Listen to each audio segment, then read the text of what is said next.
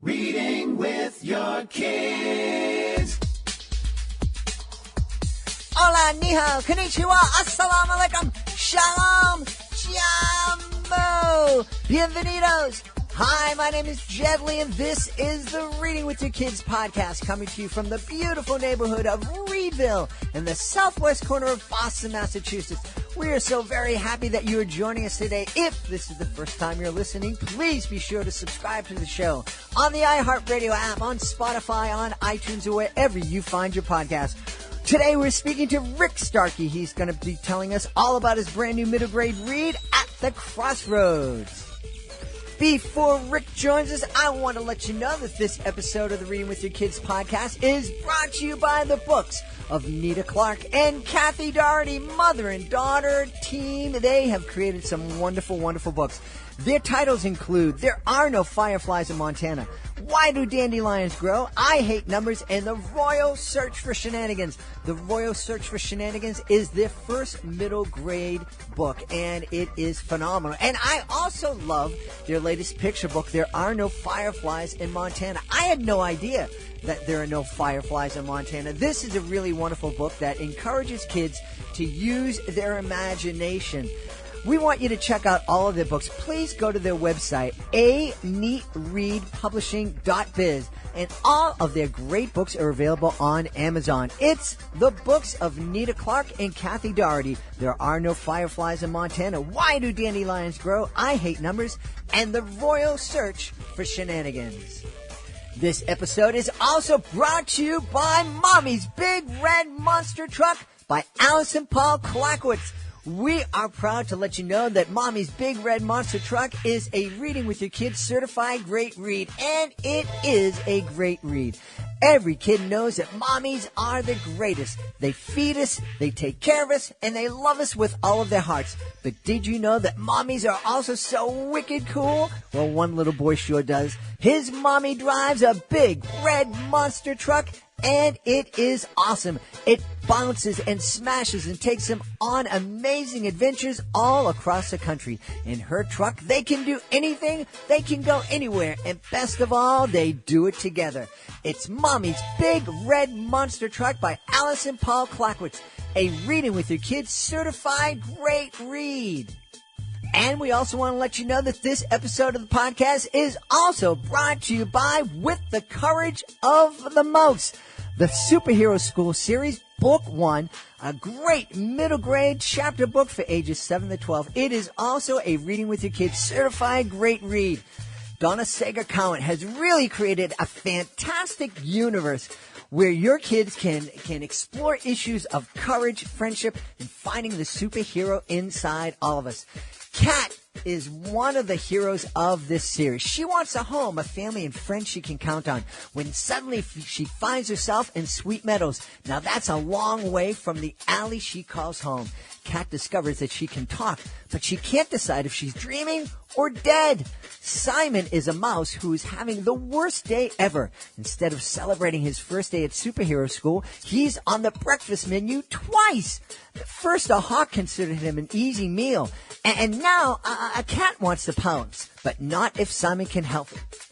Will Simon arrive at superhero school? You can find out by downloading or buying your copy of With the Courage of a Mouse, Book 1 in the Superhero School series by our friend Donna Sager-Cowan. Joining us on the line right now from Gatlinburg in Tennessee, he is the author of a brand new addition to the Blues Bones series. The name of the book is At the Crossroads. It's a great middle grade read. Please welcome to the show author and fellow magician Rick Starkey. Rick, how are you? Hey, I'm doing great. How are you doing today? I'm doing wonderful. So happy to have you back on the show to talk. I'm sure we're going to talk a little bit about magic, but we also want to talk about At the Crossroads. So why don't you tell us all about, recap what the Blues Bones series is all about and what this new chapter in the series is about. Okay, Blues Bones, it's about the original, book 1 is about a 13-year-old guitar player. And in it, he's trying to deal with stage fright, and he winds up, he and his best friend, they get this idea to go onto the internet and maybe try to find some type of magic spell to help him get over his stage fright. So they wind up in a graveyard at midnight trying to cast a voodoo spell. And of course things just sort of get out of control. He's wanting to win a guitar competition. But book 2 picks up the day after book 1 ends. And he, you know, how some of us don't learn our lesson the first time around. And this time around, he is trying to learn a song. He has finally been able to join a band, and he's trying to learn this song because it's a favorite of this girl's, and that may influence him a little bit in taking risks. But somehow he comes across the story of going to the Crossroads at midnight with his guitar. Some guitar players or blues musicians may recall the story of Robert Johnson. So he's sort of wondering if that legend might work for him also. You know, I don't, for any teenagers that happen to be listening, most of our audience are adults, but anything that involves going to a cemetery at midnight, going to a railroad crossing at midnight, it's probably not a good idea. You're right, yeah. It can't be a good idea. Especially if you're trying to come up with some magical cure for not being able to play a song or something. Yeah. You know, well, that's a kind of a universal thing for teenagers. You know, they feel insecure and inadequate, and they oftentimes go and look for reassurance outside of themselves, and they look for that recognition from outside of themselves instead of looking within and looking at their strengths and working really hard. Right, yeah, and probably it can work both ways with the internet and trying to find answers, but you really got to watch what you're finding on there for your answers. That's one thing that got him in trouble too. Yeah, absolutely. So, where did the inspiration for this story come from? Well, I had a thought of it, and then I would get a lot of questions about book 1. They would connect the cemetery scene stuff, and then the kid playing, he likes blues rock, and a lot of people would connect that with the story of Robert Johnson, who some listeners may know that his legend was that he was a lousy guitar player, and so he got out of the scene for a while. When he came back to town, he could play just about anything, any song.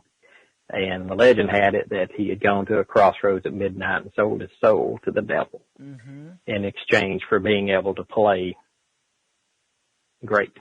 So that's sort of where that idea came from, that he would run across this story on the internet and thinking, well, maybe this will work for me. But it really didn't go all that great for him. Again, like we said earlier on, anything that involves going to a crossroads, going anywhere at midnight for a teenager, not a great idea. Right. Yeah, his best friend sort of comes to the rescue for him, though, and he's supposed to show up alone, but I think his friend had a good heart for him because he sort of interrupted him a couple of times. Well, I think this is it sounds like a really, really fun book that just a real entertaining read. But I think it also would be a great book for parents to co-read with their teens, and could be a good catalyst for conversation about the internet and, double checking, triple checking your sources. Make sure you're not falling for any of that fake news that we hear about all the time. Really? Yeah.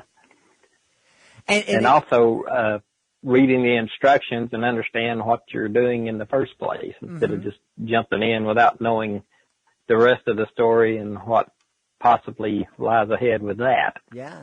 He runs into that a couple of times.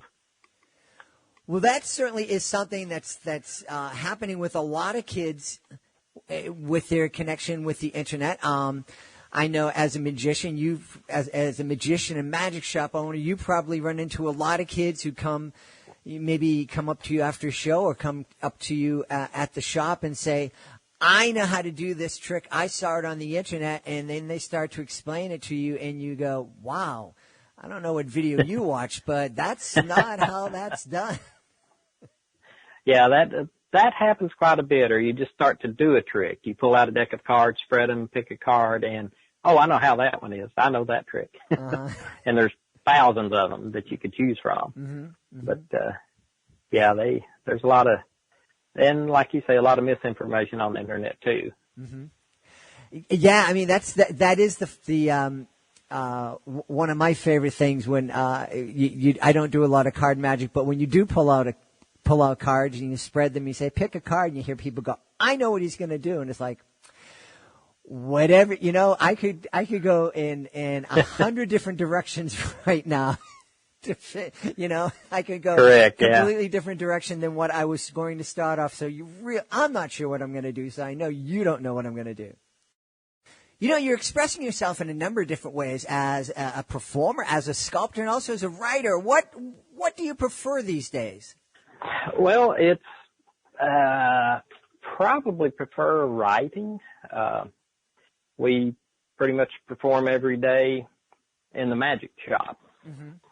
I mean, it's nice that also at the shop we do other things. We do chainsaw carving and stained glass, but it's nice that in a work day, it's not a constant 8 hours of one thing, either running the chainsaw or working on the glass or doing magic tricks. So we have a variety so we don't burn out. I don't think we've ever had a chainsaw artist on the show. Can you talk? We talk a lot about inspiring kids to write and be creative and to explore the STEM field. So I think it's only fair that we take a minute to explore how you got into sculpting with a chainsaw and how kids might want to, if they're interested in this, how they might want to proceed. Obviously not going anywhere at midnight with a chainsaw and not watching a video about it on YouTube. Right, yeah. Chainsaws can be dangerous. The way we got started, we are in the an arts community here in Gatlinburg, arts and crafts. And when my wife moved to her magic shop here 16 years ago, she decided to start doing some type of craft, being, that she was in the community. And she started doing like some plywood cutouts of yard art. She'd paint them and stuff, bears and other things. And she actually rented space to another set of carvers who were chainsaw carvers. And when they quit, she still had some of their artwork here, some of their bears to help them sell. And we went out one day and she said we could do that. So we, I thought, yeah, right. I'd never really run a chainsaw in my life. Maybe cutting a few trees here and there, just small ones. But we borrowed a chainsaw, got a piece of firewood, and together we'd sit there and figure out where to cut it. And now, over 5,000 bears later, we're still at it, and I do the chainsaw part. She does the detail. She carves in the eyes, nose, mouth, and nails. She's the one that makes them pretty. And that's how we got started with that, and that's what we continue to do. That's pretty incredible. I heard, I don't know what sculptor it was attributed to, but legend has it that someone asked the sculptor, how do they know what to carve into a piece of marble or whatever? And the artist responded by saying, well, the marble lets me know. My job is just to reveal what's already inside the marble. It sounds like you have a different kind of approach to it. You have an idea of what you want to create when you approach the log with the chainsaw, and you kind of go at it. Am I right, or do you let the saw reveal what's inside the log? No, I pretty much know what we're doing before we start. I'm not one of these who would sit back and, try to let the log talk to me to tell me what it is. We pretty much know when we're going into it, and mostly we do bears. We're here in the Smokies, so lots of folks like bear souvenirs to take home with them. Yeah, much better than having a real encounter with a bear. Yeah. You mentioned something earlier, and I kind of let it go by, but it hit me in a subtle way, and the more I thought about it, you mentioned that your wife had a magic shop in New Jersey, and I'll be honest with you, I don't know of any other females in magic were very rare. That there are a few fantastic female magicians these days, and we've had a number of them on the show. Sue Ann Webster from Australia, Ning Chai from the Philippines, from Singapore. But back in the day, as they say, women in magic were typically assistants, and they got tied up into the boxes and came out of another box. I'd never heard of a woman owning a magic shop. How did your wife get into that? Well, she, from what I understand, this was before I came along, but she was looking for her and her son, who were alone at the time, looking for a job, needing something to do, and they saw apparently a clown drive by going, I guess, to a party or somewhere, and the son says, we can do that. And so they started clowning, doing magic tricks, and finally she wound up with so much magic that she went ahead and opened a shop. There, she was in Smithville, New Jersey. And then, like I say, 16 years ago, she moved down here. One interesting thing about females in magic, I don't know if you're familiar with Jessica Jane. Yes. You know her? I do. She's a Facebook friend. She was recently on Penn and Teller, correct? Yes. Yeah. Yes. Okay. Are you familiar with Terry Evanswood out of Pigeon Forge? I am not. Okay. He has a local show here. He's been here, I don't know, 25 years, 30 years. Uh-huh. But he's been everywhere. He's won awards and stuff, but he does a show here.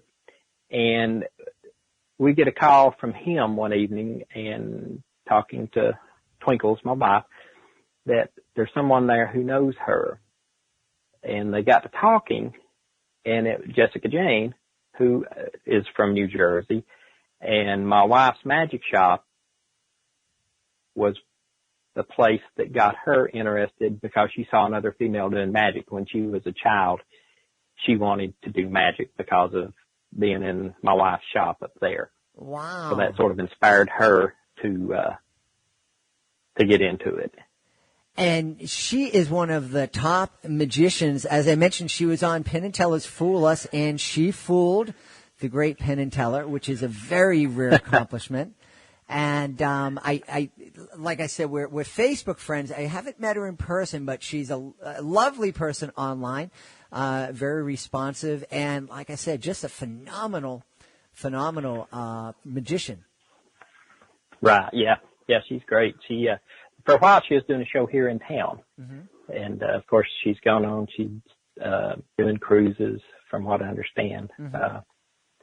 But yeah, magic is a fun art. It's a great entertainment to perform and to watch, and that's pretty much all the magic you need. You don't need to be in a graveyard at midnight or at a crossroads. Well, one of the things that I like about magic, I was involved, we sponsored a local Young Society of Young Magicians group at our church. We hosted them at the church. And one of the most magical things about magic was that it tends to attract a lot of kids that are super shy, have some of them have a great deal of difficulty expressing themselves to others, especially to a crowd. But they have this fascination with performing magic. And a lot of times magic is that key that unlocks the personality that is hidden within these kids. And we saw amazing real life magical transformations in these kids that would come into the group as, shy is not the word, it was almost non-communicative when they were 12 and 13. And then when they left the group at 17 or 18, just confident, whether they're young men or young women, just confident performers and students and human beings. It was just a wonderful, wonderful thing to witness. It is. It's we've seen so many younger magicians, children, come in, and they can perform, all these great tricks, and it really opens them up to be able to carry on their patter and stuff. Mm-hmm. A lot of it's scripted, which you have to have to an extent, but anytime you're doing, as you know, live magic, you sort of feed off the audience and go with, whatever is going on, mm-hmm. and just work off of that. And it's so neat seeing these young ones doing that. Yep. And in a lot of ways, that's, coming back to At the Crossroads in the Blues Bone series, that's kind of what you're writing about, kids finding themselves and truly kind of going on that journey to discover who they really are. Right, yeah. I was really into music when I was growing up, and I never got into sports. I did magic back then, magic tricks, that is. Mm-hmm. But my main thing was music, and usually 90% of my free time I had a guitar in my hand. But that was an outlet for me. And one of my first jobs out of high school, I worked in a magic shop downtown Gatlinburg. It's owned by Ripley's International. It was at the World of Unexplained Museum. And that's where I got my, training to be able to demo in a magic shop, mm-hmm. which I feel there is a difference in performing mm-hmm. for an audience and performing for magicians who are searching for new tricks and stuff. Mm-hmm. But both of those, the music and the magic, is a great outlet. And some of the kids these days really amaze me is what they can do with an instrument. Mm-hmm. Yeah. At their age, I couldn't do half the stuff that a lot of these do these days. Yeah, yeah. Well, I think you bring up a really good point, because I can go out and I can entertain 2,000-3,000 people. I can open up a big rock concert from, rock festival from the main stage in the stadium. I can do that. I wouldn't even attempt to get behind a counter at a magic shop to demonstrate for magicians. No way. It is not in my toolbox. And but that's okay, because it just points out that there's a lot of different ways to make a living or to find joy in magic, the same as it is in music. And I think a lot of us, we see, whether we're watching musicians, whether we're watching athletes, performers in magic or any other kind of theater, we see the big names. We see that the Penn and Tellers on TV. We see the folks in the NBA. We see the bands that we love in concerts and stadiums. And we think that unless we get to that level, we're failures. When in reality, that there's lots of ways to find happiness. We don't all have to be stars. We certainly don't all have to be superstars. But if you have a passion for performing, for performing music, for performing magic, for playing a sport, that there are myriad different ways to find happiness continuing to do those things after high school without becoming the next Michael Jordan or the next Roger Daltrey. Right, yeah. There's so many ways, and a thing too, looking back, where we was just talking about the talent that the kids have these days. It's like you never know where they may end up with the talent they have. Just keep pursuing it and, choosing the right paths. Right. Through life, which, can really be a hard choice these days. Absolutely. There's so much out there.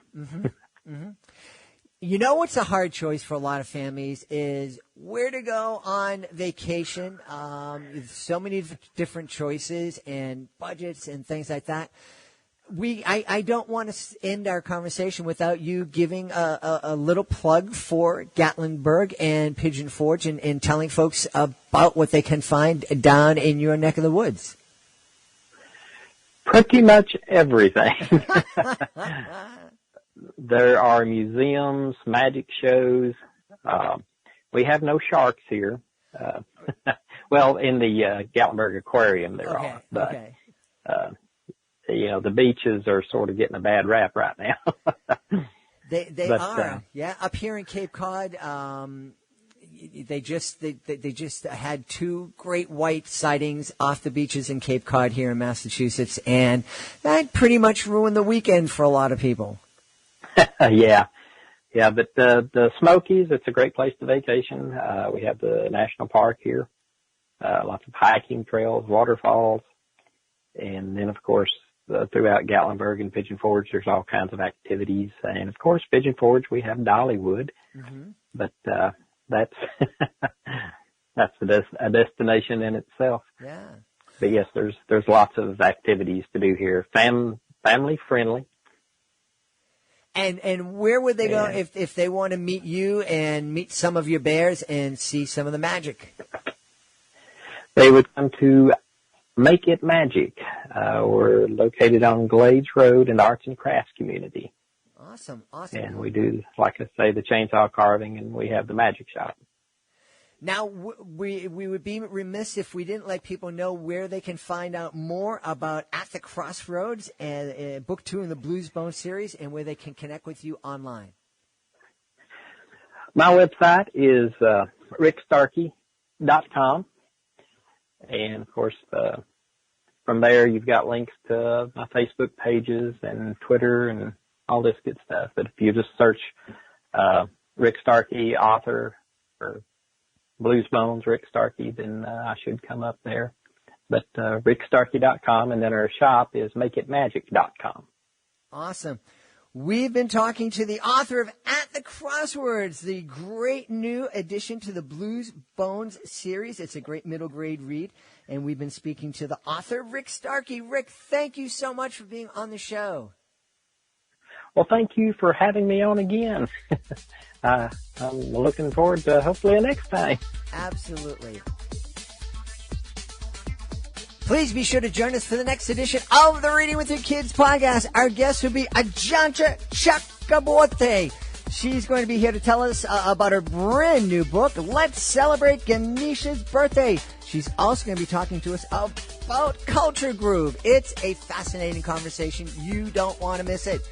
We want to thank the people who made today's show so very, very wonderful. Of course, we want to thank Rick Starkey. Be sure to check out At the Crossroads, the next edition in the Blues Bone series. We also want to thank our sponsors, Donna Sager Cowan. Be sure to check out With the Courage of a Mouse. The books of Nita Clark and Kathy Doherty. Be sure to check them out. Their website is aneatreadpublishing.biz. And, of course, we want to thank our certified great read author, Allison Paul Clackwoods. Check out Mommy's Big Red Monster Truck. I want to thank my producer, Fatima Khan, for all she does to help make this show so wonderful. I want to thank my beautiful wife for all the support she gives me. And I want to thank you Thank you so much for taking the time to join us today, and thank you so much for making the world a better place by reading with your kids. I'll be looking for you in the next edition of the Reading with Your Kids podcast.